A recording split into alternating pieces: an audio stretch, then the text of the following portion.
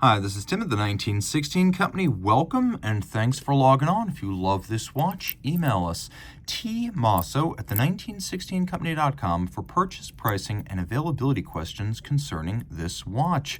Today, we go back to the origin of the species. From the 1970s, the original Audemars Piguet Royal Oak, the 5402. Now, this one in stainless steel is a B series, and those arrived in 1975. The A series and the B series were the beginning of the Royal Oak Jumbos. And in fact, the alphanumeric serialization system was inaugurated with the Royal Oak, starting with the first A series back in 1972.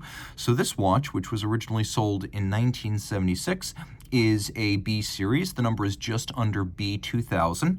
And the watch is also what I would describe as a really good daily driver. So there are some cars that are 100-point Concours cars. Every single thing is original, right down to the stickers, right down to the overspray of paint, right down to imperfections that were delivered from the factory. Those cars sit on the lawn at Amelia Island and Greenwich and Pebble Beach. They never move under their own power. They're perfect, but they're also really not drivable because of the compromises of having something that is so old and original.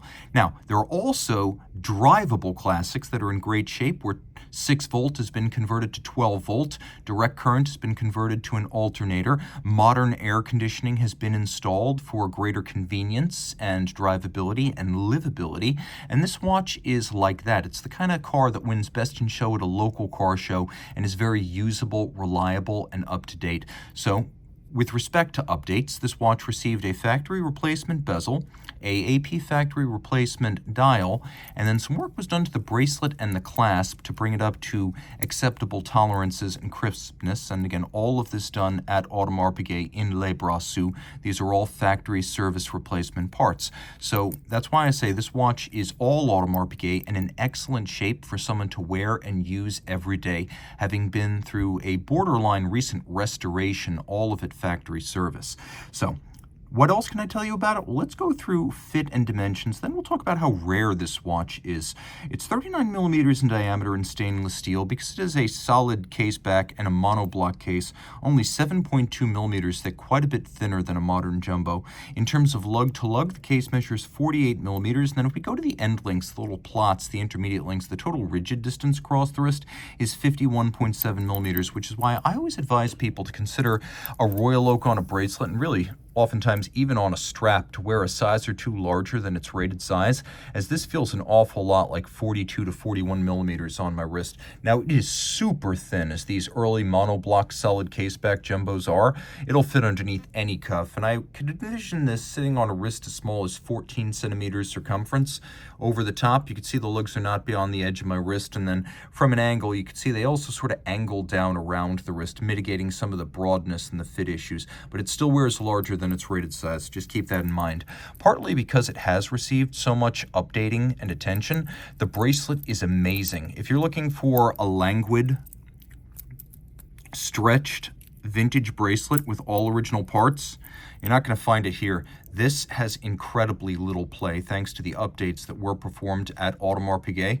And while it is not absolutely perfect, the watch has been worn since its service, it is in outstanding mechanical condition, which means that the clasp internal, the clamshell lock, all of this, while updated, is incredibly snappy and secure the way a modern watch would be secure.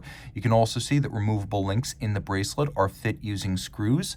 In terms of the finish, we'll get to that in a moment, but I think it's important to just emphasize how rare 5402 is. And over the decades that they were made, and they were in the catalog from 1972 to 1987, 6,050 were created, and that's all of them. That's including steel, and from about 1977 on, precious metals as well. If you include only steel, then you have 4,288 made in steel. These are Audemars Piguet's own numbers published, so we can be confident in them.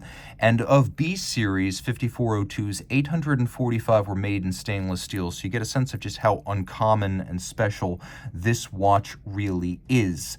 The watch that you have right here is part of the Charter family of Royal Oaks. Gerald Genta, who was on a purple patch of productivity in the 70s, designed the Royal Oak for Audemars Piguet in 1972 during a period when he wanted to create jewelry that happened to tell time. So he considered himself a jewelry designer first, and he took greatest pride in that.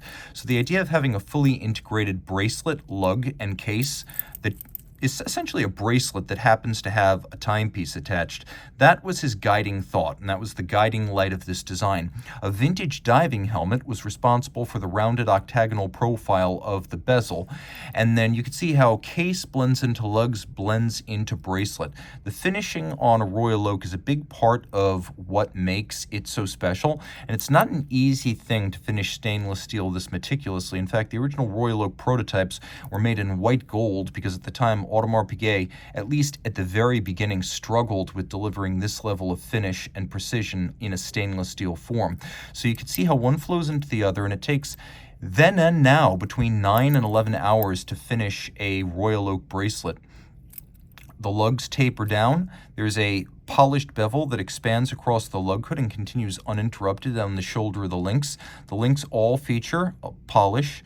You can see that things are a little bit different, and the tolerance is a little bit tighter on these, as we can't see the ends of the plots, which generally are visible as you roll the bracelet of a newer Royal Oak. The bracelet is held to the case using screws and bars, which is a reassuringly robust method of affixing a bracelet to a case. You prefer to see that over spring bars. And then you can see internally that this is a much newer construction. Some of these links have been replaced because the old ones were not serviceable. And the clasp is super crisp, along with the Audemars Piguet AP signed folding clamshell lock. So that's how that works, and the tolerances remain outstanding. Taking a look at the case itself, you can see this is a monoblock. The original Royal Oak was designed with a mid-case and a case back, machined out of a single piece of metal. And eventually, during the late run of the 15202 reference, this was removed for the sake of making it quicker and cheaper, and they went with a three-piece case that was a bezel and a mid case and a case back. Well, this is monoblock assembly. So if you look, there's no seam between the case back and the case flank. This helps to make it thinner, but so does the solid case back. Display case backs add thickness. You can also see that characteristic of early Royal Oaks, there is no AP signature on the hexagonal crown. It is a push-down crown, and because it's a monoblock case, if you look, there's a little bit of a notch adjacent to it. Let me see if I can show you this better. But that little notch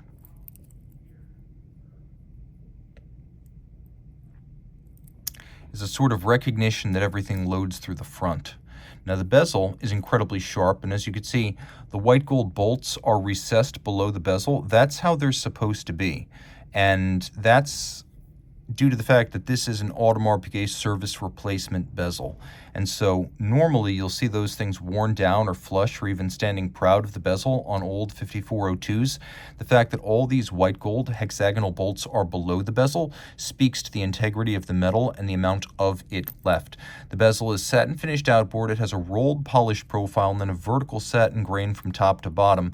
The bolts, and they are bolts, are made of white gold. So you can see there's a tonal clash with the steel, which is very white, and then the white gold is a little bit darker and warmer. So the reason you're able to align these slots all the way around is because they go down straight in, and then a bolt that's inside the case holds them fast. The dial of this watch features an AP logo, hands, and indices that are all in white gold, so they won't tarnish or oxidize. It is blue, and it is a pantograph cut, petite tapisserie. It is the small hobnail. The mega tapisserie is the one that you find on a 41mm Royal Oak, and then the jumbo, or I should say mega tapisserie, is what you find on a offshore. So the petite and the grand are the ones that you find on pantograph cut dials. So a mimicry engine takes a big template that has between 10,000 and 20,000 little details, and then it transcribes that big template onto a small brass blank that becomes this dial. And if you look carefully, you can see the concentric circular motion of that lathe and how it laid down these little hobnails and the texture between and over them.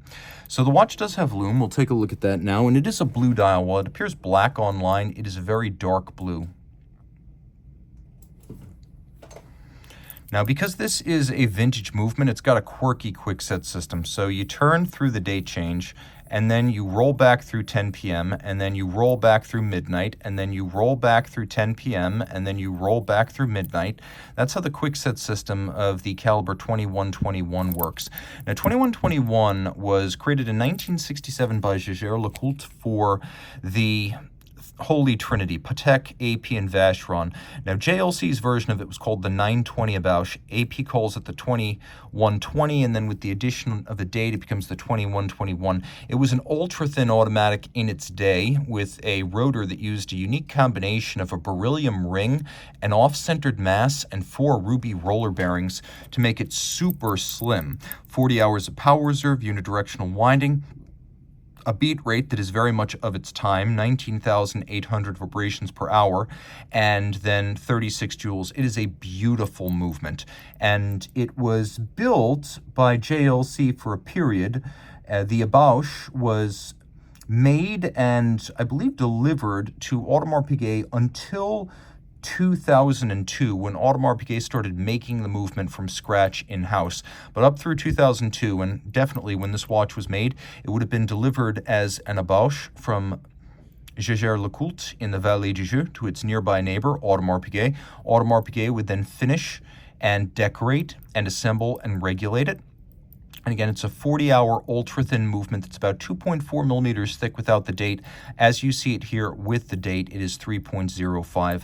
So this is pretty much the ultimate Royal Oak from a historical standpoint. Sure, there are A's, and there are first A series, and there are much earlier examples, and there are much more original examples.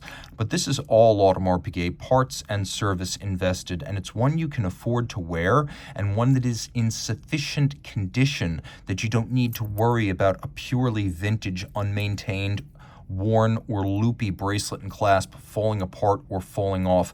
Like I said, this is one that will impress all your friends and has the integrity to be worn every day. If you love this watch, reach out to Team Mosso at the 1916company.com for purchase and pricing details. One more detail: when this watch was new, 50 meters water resistant, but given its age, I recommend you treat it like a dress watch and assume rain exposure and splashes only. Again, reach out to Team Mosso at the 1916company.com for purchase and pricing details.